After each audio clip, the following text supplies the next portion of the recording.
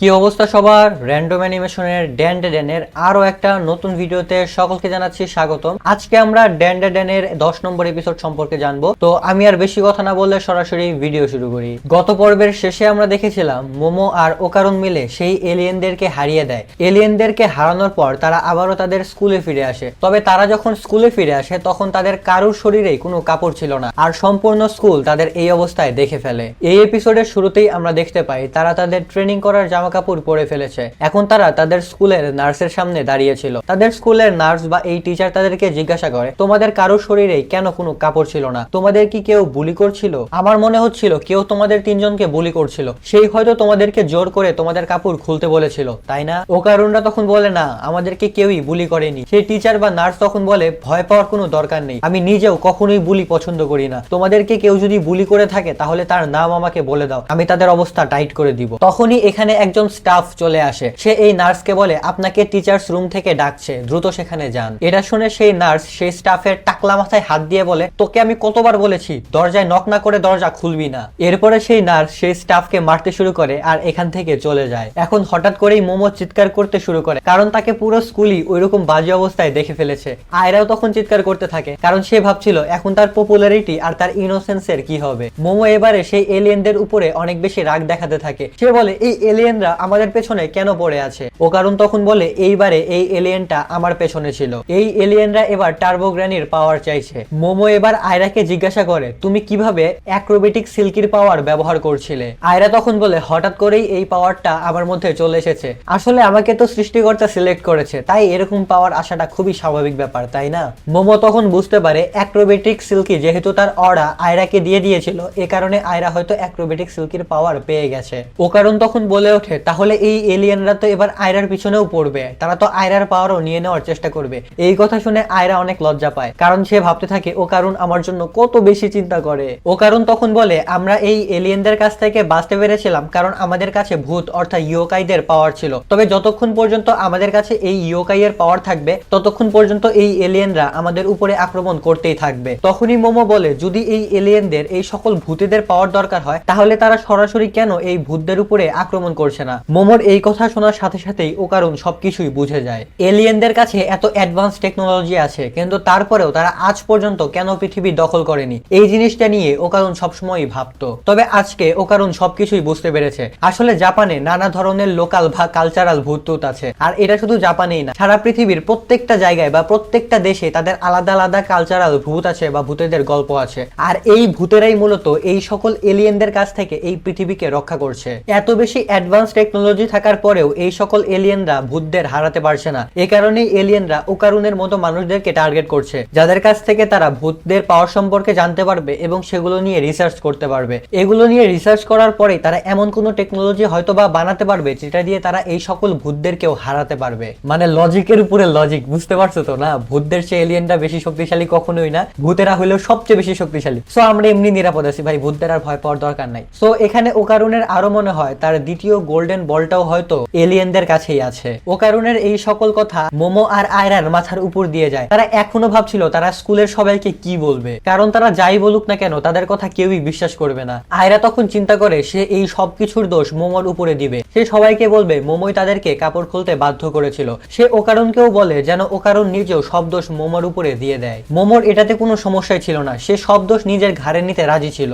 তখনই এখানে আয়রার দুজন বান্ধবী চলে আসে। তারাও মনে করছিল এই সবকিছু মোমোর কারণেই হয়েছে। তারা তখন আয়রাকে নিয়ে এই জায়গাটা থেকে চলে যায়। আয়রার চলে যাওয়ার পর মোমো ওকারুনকে জিজ্ঞাসা করে, লাঞ্চ টাইমে তুমি আর আয়রা সেখানে কি করছিলে? ওকারুন এখন মোমোকে সবকিছুই বলে দেয়। সে বলে, আয়রা তখন আমাকে কিস করার চেষ্টা করছিল, আমি তাকে আটকানোর চেষ্টা করছিলাম, তখন আমাদের মধ্যে একটা ধস্তাধস্তি হয় আর তখন আমরা পড়ে যাই, আর সেই সময়ই তুমি সেখানে চলে আসো আর আমাদের ওই অবস্থায় দেখে ফেলো। মোমো তখন ওকারুনকে জিজ্ঞাসা করে, কিন্তু তুমি সেখানে কি করছিলে? ওকারুন তখন বলে, আমি সেখানে ওয়ার্কআউট করছিলাম, আমি সেখানে পুশ আপ দিচ্ছিলাম যেন আমি আরো অনেক বেশি শক্তিশালী হতে পারি। মোমো তখন ওকারুনকে বলে, কিন্তু এই কথাটা আমার কাছ থেকে লুকানোর কি আছে? ওকারুন তখন বলে, আমার মনে হচ্ছিল যদি আমি তোমাকে না বলে হঠাৎ করে অনেক স্ট্রং হয়ে যাই তাহলে তোমার চোখে আমি অনেক বেশি কুল হয়ে যাব। মোমো তখন বলে, আমার চোখে তুমি কুল হয়ে কি করবে? এটা বলে মোমো ওকারুনকে নিয়ে মজা করতে থাকে। ওকারুন তখন বলে, কারণ আমি একজন ছেলে আর প্রত্যেকটা ছেলেই চায় মেয়েদের চোখে কুল হতে। এটার পর ওকারুন আর কিছুই বলতে পারে না, সে এবার এখান থেকে চলে যেতে থাকে। যাওয়ার সময় ওকারুন কারণ এটাও বলে আমি তোমার উপরে কোনো কিছুরই দোষ দিতে পারবো না, আমি তোমাকে ভিলেন বানাতে পারবো না।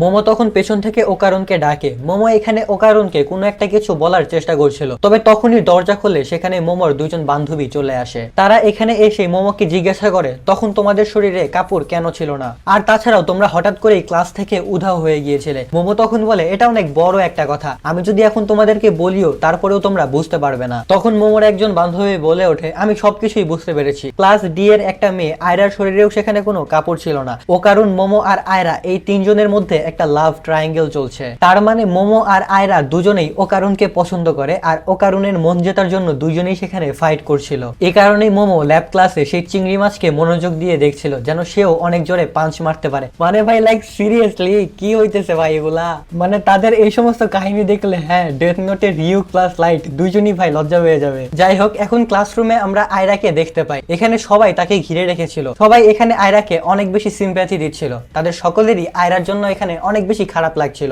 আয়রা তখন তাদের সবাইকে বলে আমি এই ব্যাপারে কোনো কথাই বলতে চাই না। আয়রা তখন মনে মনে ভাবতে থাকে আমার পপুলারিটি এখন আমার অনেক কাজে লেগেছে, আমার পপুলারিটির কারণে কেউ আমাকে নিয়ে উল্টাপাল্টা কিছুই ভাবছে না। হঠাৎ করেই ক্লাসের সবাই বলতে থাকে এই সবকিছু নিশ্চয়ই সেই মোমো নামের মেয়েটার কারণেই হচ্ছে। মোমো একদমই আয়রাকে সহ্য করতে পারে না, আয়রার সৌন্দর্যের কারণে মোমো অনেক বেশি জ্বলে। আমরা অবশ্যই মোমোর কাছ থেকে প্রতিশোধ নিব, আর মোমোকে নিয়ে আমরা তো আগেই অনেক বেশি খারাপ খারাপ কথা শুনেছি, এই কারণে আমরা কেউই মোমোকে ছাড়বো না। এখন মোমোর নামে এত বেশি খারাপ কথা শুনে আয়রার ভালো লাগে না, সে তখন সবাইকেই সত্যি কথা বলে দেয়। সে তখন সবাইকে বলে তোমরা যে সমস্ত কথা বলছো এই সব কথাই মিথ্যা, আর মোমোর নামে যে সকল কথা তোমরা শুনেছো সেই সবকিছুই গুজব ছিল, আর এই গুজব আমি নিজে ছড়িয়েছিলাম। এ কারণে তোমরা এখন মোমোর ব্যাপারে উল্টাপাল্টা কথা বলো না। এখন আয়রার মুখে এই সকল কথা শুনে সেখানে থাকা সবাই একদম শকড হয়ে যায়। এরপরে আয়রা সেখান থেকে বাইরে বেরিয়ে আসে। বাইরে একটা বেঞ্চের কাছে এসে সে নিজেই নিজের মাথা সেই বেঞ্চে মারতে থাকে, আর সে বলতে থাকে আমি নিজেই নিজের হাতে আমার পপুলারিটিকে একদম শেষ করে দিয়েছি।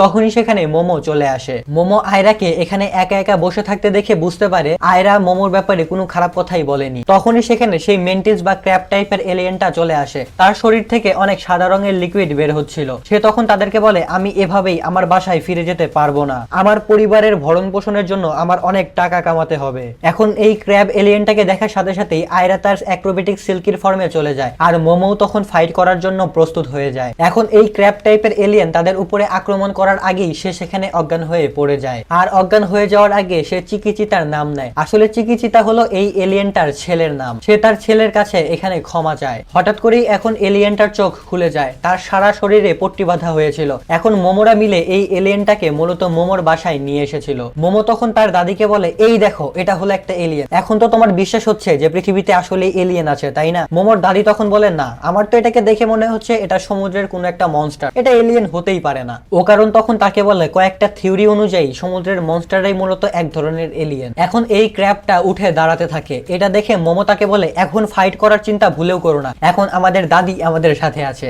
এই ক্র্যাব দাঁড়ানোর পর দেখতে পায় নিচে তার জন্য কিছুটা খাবার রাখা আছে। মোমো তখন তাকে বলে আমরা জানি না যে এলিয়েনরা কি খায়, এজন্য আমরা তোমার জন্য কারি বানিয়েছি। এখন এটা দেখেই সেই ক্র্যাবটা কান্না করতে শুরু করে। সে তখন বলে আজ পর্যন্ত এত ভালো করে আমার খেয়াল কেউই রাখেনি। এরপরে সে সেই খাবারগুলো খাওয়া শুরু করে। সেই খাবারগুলো শেষ হওয়ার পর সে অন্য একটা ডিশ ট্রাই করার জন্য যায়, তখনই সেইকো এসে তাকে একটা লাথি মারে, কারণ সে সেইকোর পছন্দের খাবারগুলো খেয়ে ফেলছিল। এখন আমরা দেখতে পাই ও কারণকে মারছে টার্বোগ্রানি আর আয়রাকে মারছে মোমো। মানে এখানে সবার মধ্যেই একটা ছোটখাটো গৃহযুদ্ধ লেগে গেছে, মানে এখানে থাকা প্রত্যেকের সাথে ফাইট করছে। যাই হোক, খাওয়া দাওয়া শেষে এই এলিয়েনটা তাদেরকে বলে আমার ছেলে অনেক বেশি অসুস্থ, আমার ছেলে যখনই বাথরুমে যায় তখনই তার শরীর থেকে অনেক রক্ত বেরিয়ে যায়, এই কারণে তাকে প্রত্যেক দিনই নতুন নতুন রক্ত দিতে হয়, আর প্রত্যেক দিন যদি তাকে রক্ত দেওয়া না হয় তাহলে সে মারা যাবে। এই ক্র্যাবের ওয়াইফও মূলত এই একই রোগের কারণে মারা গিয়েছিল, আর এই কারণে এখন এই ক্র্যাব তার ছেলেকে বাঁচিয়ে রাখার জন্য এত বেশি কাজ করছে যেন সে বেশি বেশি টাকা উপার্জন করতে পারে এবং পর্যাপ্ত পরিমাণে রক্ত দিয়ে তার ছেলেকে বাঁচিয়ে রাখতে পারে। সে বলে আমাদের প্ল্যানেটের মধ্যে যুদ্ধ চলছে, আর সেই প্ল্যানেটটা অলমোস্ট ধ্বংস হয়ে গেছে, এই কারণে আমি কাজ খোঁজার জন্য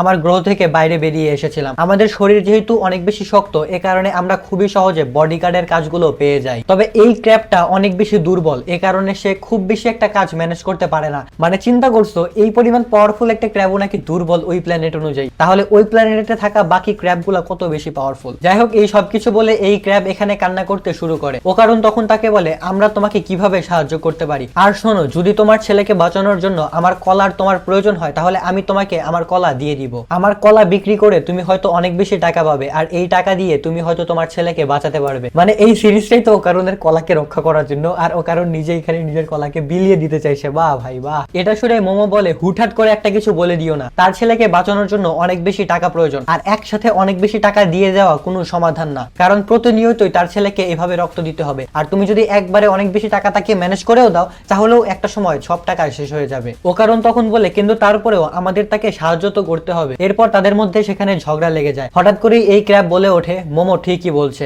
আমাকে পার্মানেন্ট কোনো একটা জব খুঁজে বের করতে হবে। এরপরে সে উঠে তাদেরকে বলে, আমি আর তোমাদেরকে বেশি কষ্ট দিতে চাই না। এটা বলেই এই ক্র্যাব এখান থেকে উঠে চলে যেতে থাকে। তখনই সেইকো তার কাছে এসে বলে, তোমার শরীর থেকে অনেক বাজে গন্ধ বের হচ্ছে। আসলে এই ক্র্যাবের গায়ে থেকে তখন যে সাদা লিকুইডটা বের হচ্ছিল এটাই তার রক্ত ছিল। সেইকো এবার এই এলিয়েনটাকে দুধ খেতে দেয়, আর এই দুধ দেখে এই এলিয়েনটা অনেক বেশি এক্সাইটেড হয়ে যায়। এটা খাওয়ার পর বলে, এটা তো সম্পূর্ণই আমাদের রক্তের মতো। সেইকো তখন বলে, এই এলিয়েনটার পট্টির মধ্যে থেকে আমি দুধের গন্ধ পাচ্ছিলাম, তার মানে এই এলিয়েনদের রক্ত আর কিছুই না, এই এলিয়েনদের রক্ত হচ্ছে গরুর দুধ। মানে ভাই গরুর দুধ হচ্ছে এই এলিয়েনদের রক্ত। টেকনিক্যালি এই এলিয়েনদের রক্তই অ্যাকচুয়ালি গরুর দুধ। মানে ভাই আমরা কি এলিয়েনদের রক্ত খাচ্ছি নাকি? আল্লাহ, মানে কাহিনী কই থেকে কই যাইতেছে। যাই হোক, মোমো তখন বলে, তাহলে তো এই এলিয়েনটার কাছে আমাদের অনেক বেশি দুধ পাঠিয়ে দেওয়া উচিত। সেইকো তখন বলে, আমাদের উচিত তার সাথে একটা গরু পাঠিয়ে দেওয়া, আর এই গরুর সাহায্যে সে প্রত্যেকদিন তাজা দুধ বের করতে পারবে এবং তার ছেলেকে খাওয়াতে পারবে। এটা শুনে এই এলিয়েনটা এবার এখানে কান্না করতে শুরু করে। সেইকো এবার একটা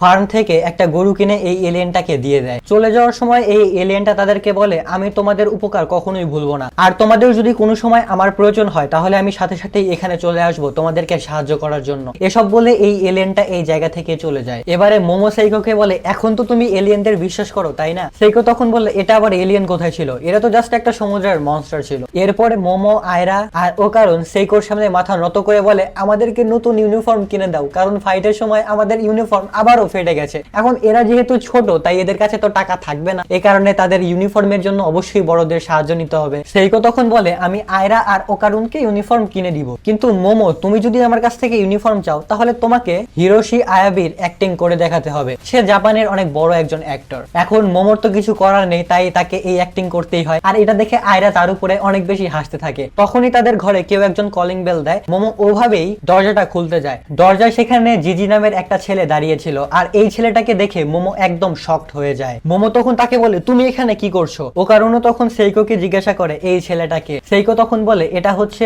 মোমোর ছোটবেলার বেস্ট ফ্রেন্ড, সেই সাথে মোমোর ছোটবেলার ক্রাশ। আর এটা শুনে ও কারণ একদম শকড হয়ে যায়। আর এখানেই এই এপিসোড শেষ হয়ে যায়। এখন দেখার বিষয় হচ্ছে ও কারণ ভবিষ্যতে কি করবে। আমরা বুঝতেই পারতেছি এই জিজি নামের ছেলেটার সাথে ও কারণের ফাইট লাগবেই লাগবে। তো এই জন্যই বুঝতে পারতেছো পরবর্তী এপিসোডগুলো খুবই ইন্টারেস্টিং হবে। যদিও আর বেশি এপিসোড নাই, আর মাত্র 2টা এপিসোড আসবে, আর 2টা এপিসোড আসলেই কিন্তু এই ড্যান সিরিজটা শেষ হয়ে যাবে। মানে সিরিজের ফার্স্ট সিজন শেষ হয়ে যাবে, আর সেকেন্ড সিজন আসতে আবারও হয়তো বা 1 2 3 4 5 6 7 8 বছর, যে কোনো বছর লাগতে পারে। বাট আমার যতটুকু মনে হয় সিরিজটা যেহেতু পপুলার হচ্ছে এই কারণে সামনের বছরই হয়তো বা এটার সিজন 2 চলে আসবে। তো আশা করছি এপিসোডটা তোমাদের সকলেরই অনেক বেশি ভালো লেগেছে। আজকের মতো আমি এখানেই বিদায় নিচ্ছি। ভালো থাকো, সুস্থ থাকো, আল্লাহ হাফেজ। গাইস, কথায় আছে হাত ঘড়ি হচ্ছে পুরুষের উইকনেস, আর এই ঘড়ি জিনিসটা কিন্তু একজন মানুষকে ডিসেন্ট লুক দিতে পারে। তো যাই হোক, দেখতেই পাচ্ছ এই হচ্ছে আমার পার্সোনাল ঘড়ির কালেকশন। তো এর মধ্যে সবচেয়ে ফেভারিট ঘড়ি হচ্ছে আমার এটা নেভি ফোর্স ব্র্যান্ডের ঘড়ি। দেখতে পাচ্ছ খুবই স্টাইলিশ, এর সাথে 1 বছরের ওয়ারেন্টিও পাবে। দারাজ থেকে আমি এটা অর্ডার করেছি। তোমরা যদি এই ঘড়িটা অর্ডার করতে চাও, লিঙ্ক দিয়ে দিয়েছি আমি ডিসক্রিপশন এবং পিন কমেন্টে, সেখান থেকে চমৎকার ঘড়িটা অর্ডার করতে পারো।